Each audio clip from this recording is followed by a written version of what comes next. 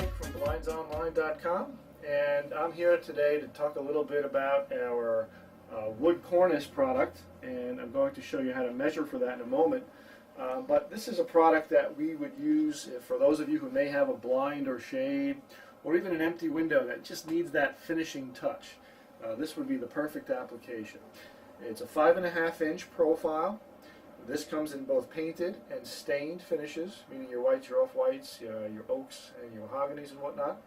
And we're going to show you today how to measure for the cornice if this is something you're interested in.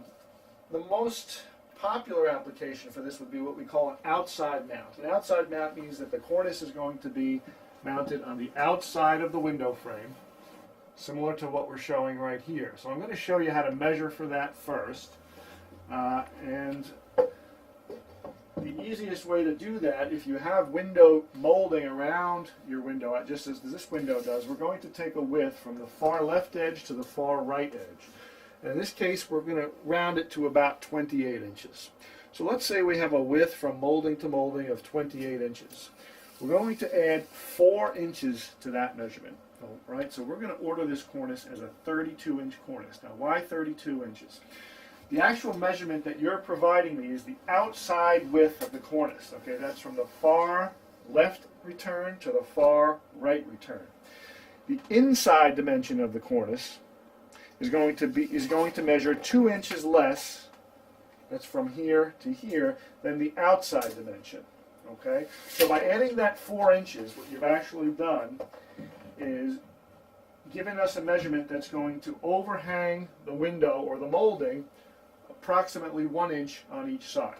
So the cornice itself will hang 2 inches past from outside to outside, but the inside dimension of the cornice will have an overlap of approximately 1 inch on each side. All right, so again, just quickly go over that. We have our molding to molding width of 28. We're going to add 4 inches to that. We're going to order this as a 32-inch cornice. Now let's say you don't have any window molding, which is quite common. If you don't have any window molding, then you're going to just measure the actual opening of your window, which in this case is 23 inches. And to that 23 inches, we're going to add the same 4 inches for a total of 27. So in that case, you'd order your cornice at 27, and you'd still have that 1 inch overlap past the opening on each side. Now that's for an outside mount cornice. There is one other measurement that we're going to ask you to provide, and that's what we call the return, or the side piece of the cornice. That's the finished wraparound part that's going to touch the wall once this is mounted. Now this comes in different lengths, okay, depending upon how far you need the cornice to project from the window. So if you have a blind or shade similar to this that's mounted inside the frame, then a smaller return would be needed. Okay, here we have a return that's approximately, let's measure this together, 4 inches. Now that's a 4-inch inside dimension. What we're going to be asking you for is to provide us with the outside dimension of this return. The outside dimension is always 1 inch larger than the inside dimension. So if you need a 3-inch projection, then you're going to order a 4-inch return. Okay, because you can see that the molding that we use on this sticks out an additional inch. All right, so if you have a vertical blind that's going to project away from the wall, you may need a 6-inch return. If you have a blind that's mounted inside the frame, a 3-inch return may suffice.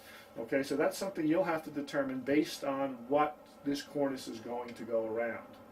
All right, now just to review, we're asking you for the outside dimension of the cornice and the outside dimension of the return.